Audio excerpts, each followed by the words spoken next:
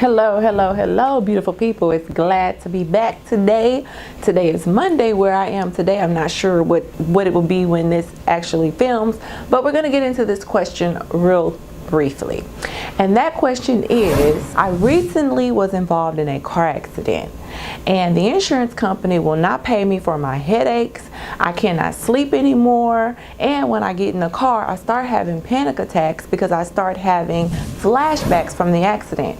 What can I do so I can get paid for this particular set of things that I've just gone through? Now, let's talk about that. Here in Texas, and if I was the lawyer handling this, there is a damage category under which I would pretty much put these particular set of symptoms under. And that damage category is called mental anguish. And mental anguish is a compensatory damage element under which if a plaintiff can prove, they can be compensated for their mental pain. Now, let's talk about what that means from a legal standpoint, okay? And I'm going to read the law because you know we have to have authority on everything that we do. And let's read that law. A plaintiff may recover from mental anguish after providing evidence of a mental sensation of pain resulting from such painful emotions as grief, severe disappointment, indignation, wounded pride, shame, despair, or public humiliation, or a combination of any of these. Now, let's talk about what this means. Now, one thing that should be noted is that in order to recover mental anguish, we're talking about the evidence has to be more than worry, more than vexation, and more than anxiety. In particular, the evidence, and in this particular case, we're talking about what this client says she has had as a result of the accident, which is she described having headaches. She described not being able to drive anymore because she started having panic attacks. Now, let's talk about this.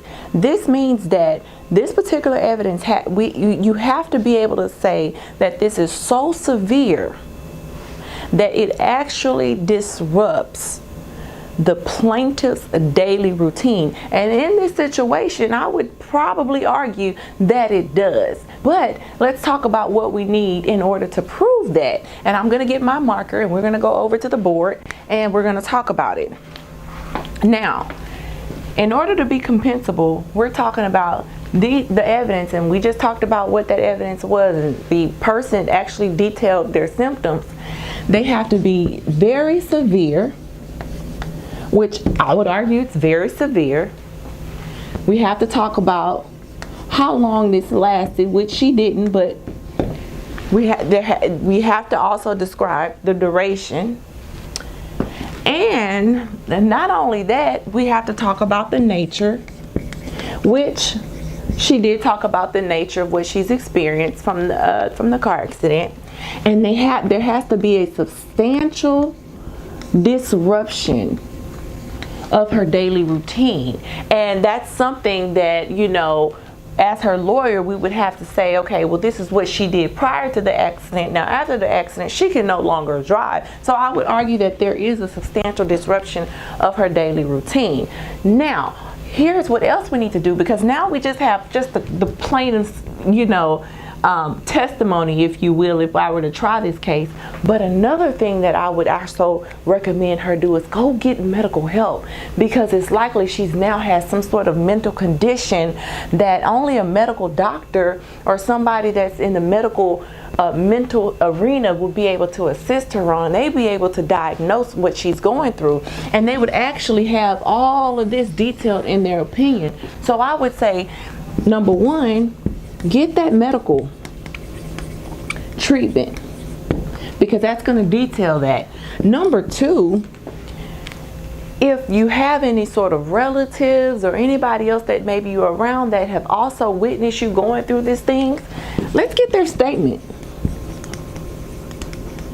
because that's also going to pretty much, you know, have some proof that what you're saying is not made up.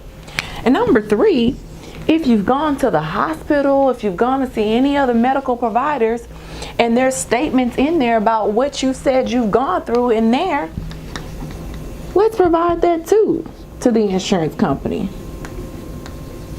Because again, this is going to be additional evidence as well as the evidence that you've already said. And when you put all this together, then now we can go to the insurance company and say, hey, insurance company, I've met my burden, which is what I would say if I was her lawyer. I met my burden, so hey, you've got to give me money. And that's why you need a lawyer, because a lawyer is going to be able to look at your symptoms. They're going to be able to say, okay, which damage element does this fall under? Like I just said, I would categorize that under mental anguish, and how much is that worth? Okay, and there's past mental anguish and there's future mental anguish. Both are compensatory. Now, that is my answer for today. Again, I'm so happy to be back with you guys. And remember, you can always catch me on Wednesdays on Instagram Live at Roxell Richards Law to be able to answer any of your injury questions. We're here 24/7, 7 days a week. My number here where I can be reached is 713-974-0388 or www.roxellrichards.com, because your injuries matter. Thank you.